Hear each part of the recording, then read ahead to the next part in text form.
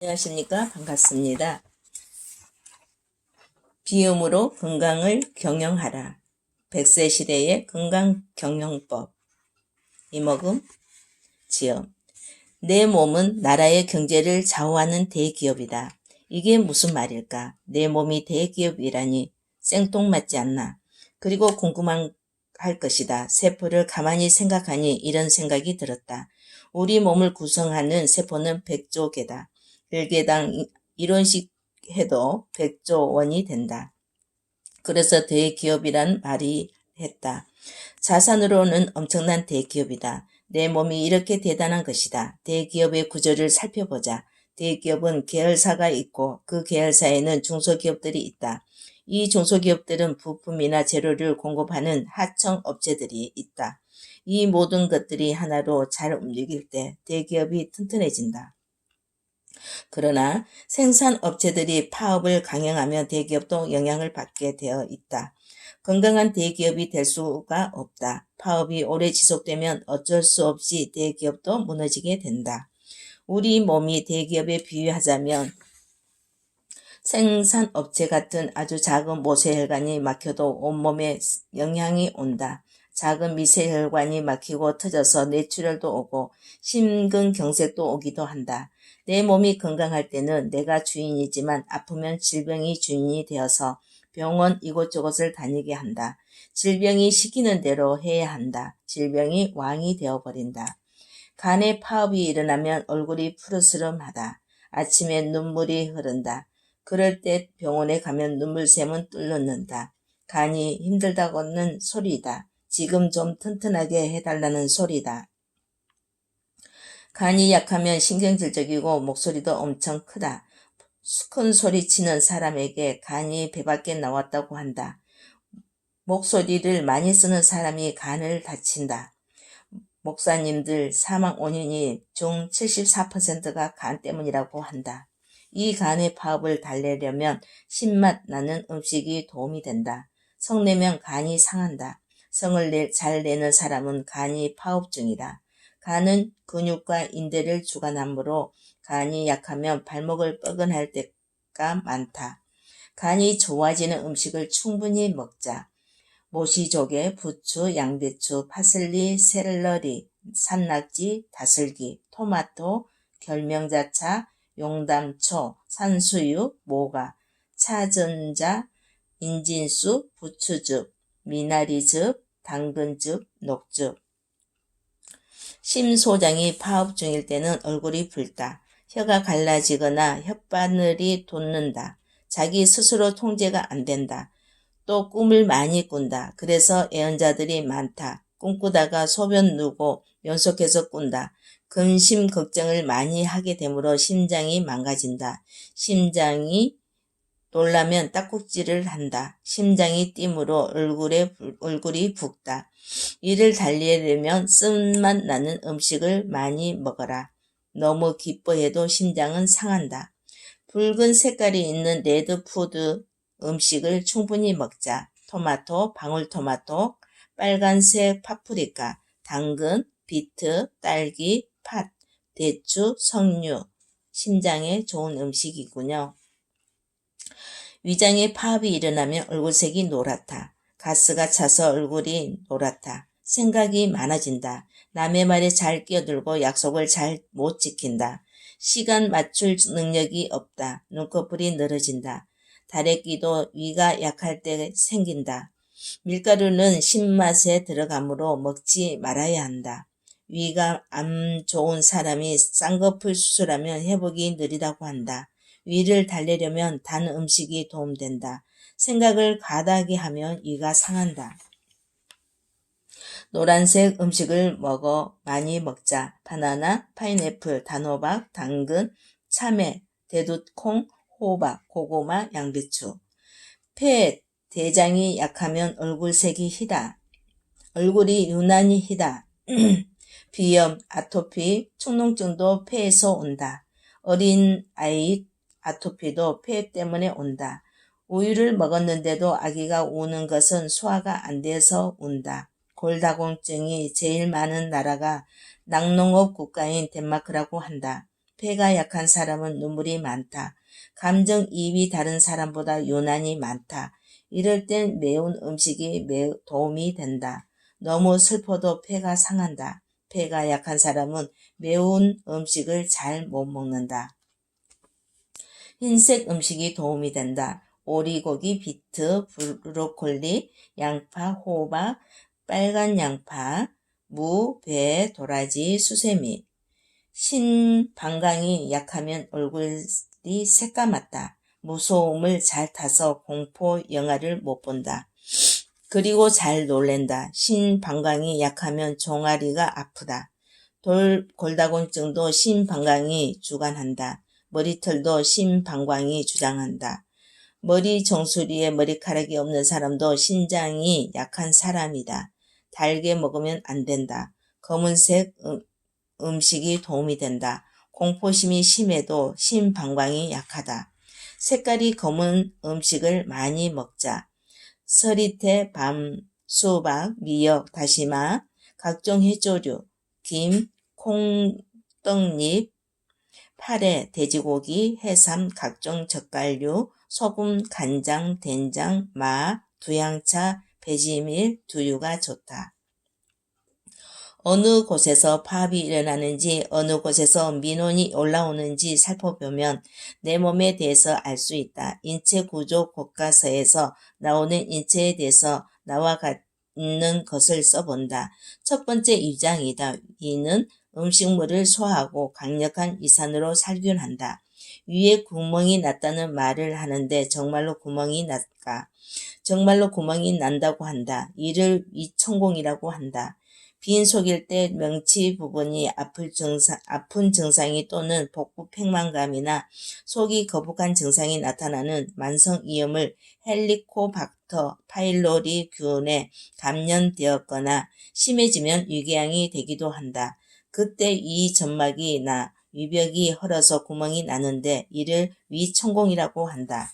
이 천공을 그냥 두면 입속에서 복막염을 일으키고 최악의 경우 죽음에 이를 수 있다. 위 관리를 잘하자. 위벽은 왜 위액에 녹지 않을까? 특히 탄수화물은 위에서 위액과 섞이면서 소화된다. 탄수화물은 위에서 엿당으로 바뀌고 소장에서 포도당으로 바뀐다. 이 작용은 위벽의 근육이 움직이면서 비롯된다. 위해부에서 들어온 음식물에는 세균처럼 유해한 물질도 들어있어서 위액 성분이 위산, 염산이 살균과 무독화 작용을 한다. pH가 2.5에서 3.2이어서 세균은 다 죽인다고 한다. 손을 깨끗하게 씻지 않고 먹더라도 pH가 2.5에서 3이어서 그렇다고 한다. 기름진 음식을 먹으면 왜 속이 거북해질까? 음식물을 섭취하고 배변까지 하는 24에서 74시간 정도 걸린다. 음식이 입에서 식도를 통하기까지는 몇십 초에서 1분 정도밖에 걸리지 않지만 꼭꼭 씹어야 소화와 흡수가 더 잘 된다. 꼭꼭 씹기만 잘해도 질병이 걸릴 확률이 적다. 암 환자들은 100번씩 씹으라고 한다. 위에 도달한 음식물은 3에서 5시간 정도 머무르면서 위의 연동운동과 교반운동으로 위액과 섞여 죽과 같은 모습이 되고 십이지장으로 보내진다. 음식물이 위에 머무르는 시간은 음식물에 들어가 있는 영양소에 따라 다르다. 빵이나 밥 같은 탄수화물은 2-3시간이고 고기나 콩 같은 단백질은 4시간 내지 5시간, 튀김이나 쇠고기, 전골같이 지방이 많은 음식은 7시간에서 8시간이다. 기름진 음식을 먹으면 속이 더부룩하는데 위 속에 머무는 시간이 길기 때문이다. 그것도 모르고 고기를 먹으면서 든든하다고 한다. 간은 인체의 화학공장으로 다양한 기능을 수행한다. 담즙은 어디에서 만들어질까? 담즙, 쓸개즙은 담낭, 쓸개에서 만들어진다고 알고 있지만 간에서 만들어진다. 담낭은 주머니이지만 분비샘이 아니다. 담낭은 간에서 분비되어 운반된 담즙을 농축하여 저장한다. 간은 우리 몸의 화학 공장 또는 저장고에 비유되고 다양한 기능을 수행하는 데 담즙을 생성하는 분비샘 기능도 있다. 간은 담즙을 생성하여 담낭에 농축 저장했다가 십이지장으로 보낸다. 이 담즙이 소화액 역할을 한다. 담즙 자체에는 소화 요소가 없지만 담즙의 주성분은 담즙산은 지방을 작은 물방울 형태로 만들어 소화가 잘 되게 한다. 또 오래된 적혈구가 파괴될 때 생기는 빌루루빈은 담즙 색소의 원천이다. 이 색소가 변에 많이 만들어 가면 노란색 변을 보게 된다. 빌루루빈의 상태에 따라 변의 색깔이 달라진다. 술이 센 사람에겐 간이 튼튼하다고 말하는 이유는 간은 음식물의 유독물질을 해독하고 배설하는 작용을 한다. 술을 마실 때 몸속으로 들어간 알코올도 문맥을 통해 간으로 이동되어 간세포가 알코올을 분해한다. 알코올은 간에서 아세트알데히드라는 물질로 변한다. 아세트알데히드는 간세포 속에 있는 아세트알데히드 탈수효소라는 이른바 알코올 분해 효소에 의해 아세트산, 초산으로 분해된다. 초산은 인체에 해를 입히지 않지만 아세트알데히드에는 독성이 있어서 악취와 숙취의 원인이 된다.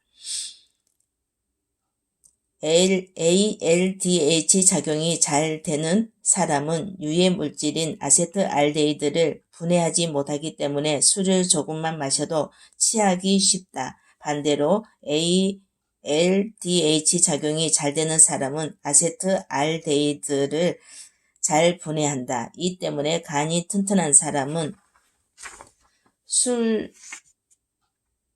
술이 세다고 한다. 췌장은 소화액이 체액과 호르몬인 인슐린을 분비한다. 췌장에는 두 종류의 분비샘이 있다. 췌장은 소화액이 취액을 분비한다. 이런 분비샘에는 침샘, 위샘, 눈물샘, 갑상샘 등이 있다. 이들은 체액, 침, 위액, 눈물 등을 분비하는데 갑상샘은 사이록신과 카시토닌이라는 호르몬을 분비한다.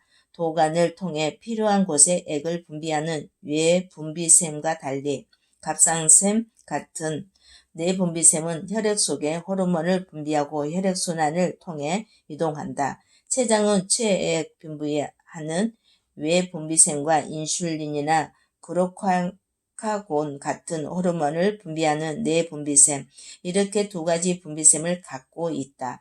인슐린은 혈당치를 내리는 작용을 하는 호르몬이다. 당뇨병 약물요법에서 쓰이는 인슐린 제제와 같은 성분이다.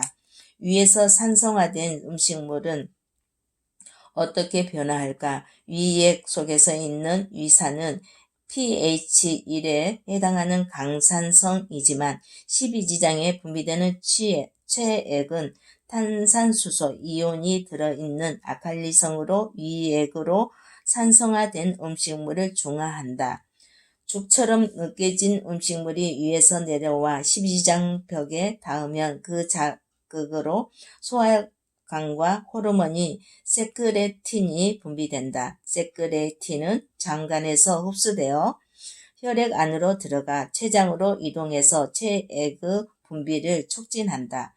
즉 분비세포를 자극해 알칼리성은 탄산수소 이온을 다량으로 함유할 체액을 분비시킨다.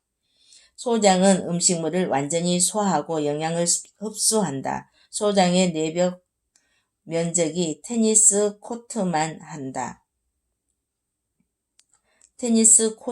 하다. 소장은 음식물을 소화하고 영양소를 흡수한다. 영양소는 소장 점막에 있는 모세혈관의 혈액 속으로 흡수된다. 소화된 음식물이 점막과 많이 접촉할 수 있도록 점막에는 고리 모양의 주름이 많이 있다. 주름의 길이는 8mm 정도이다. 이 주름을 윤상주름이라고 하는데 주름 덕분에 소장의 표면이 3배나 커진다. 점막 표면이 마치 벨벳처럼 보이는 이유는 모세혈관이 분포되어 있는 육모라고 하는 것이 0.5에서 1.5mm의 점막 돌기가 빽빽하게 돋아 있기 때문이다. 육모 표면에는 길이 1mm의 미세 육모가 촘촘하게 나와 있는데 미세 육모의 표면은 합치면 약 60평, 즉 테니스 코트를 덮을 수 있을 정도로 넓다. 이 넓은 곳이 우리가 먹은 음식을 소화 흡수하는 곳이다. 영양소는 소장의 숲처럼 생긴 육모로 흡수된다. 그러면 대장은 어떤 작용을 할까? 입안에서 잘게 부서진 음식물은 침과 섞여 덩어리가 되고 목과 식도를 통해 위에 도달한다. 이 음식물 덩어리는 위에서 위액과 섞이고 소장과 담즙과 치액과 장액과 섞이면서 소장에서 영양분이 흡수된다. 그 후 나머지가 대장으로 이동한다. 음식물에 섞이는 순분은 하루에 침 0.5리터, 위액 2리터, 담즙 체액이 1.5리터, 정액이 3리터로 단순 계산하면 8리터 정도가 된다.